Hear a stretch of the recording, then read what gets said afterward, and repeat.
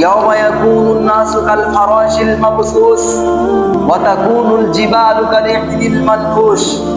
আল্লাহ পাক বলছেন সেদিন মানুষগুলো পঙ্গপালের মতো ছড়িয়ে পড়বে, আর পাহাড়গুলো ঘনাই করা তুলোর মতো উঠতে থাকবে।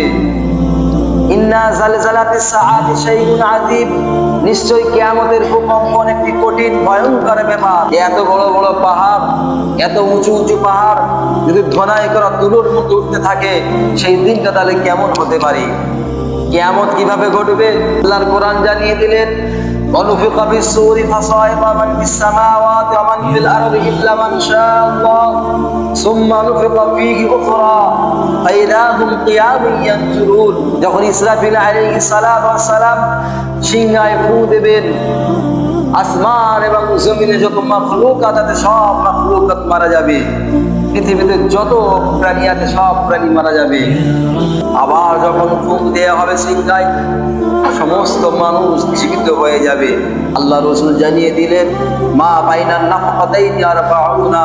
ও আমার সাহাবারা শোনো, এই যে দুইবার সিংহায় ফু দেবেন, ফুঁক মারবেন, দুইবারের মাঝখানের ব্যবধান হবে 40 বছর।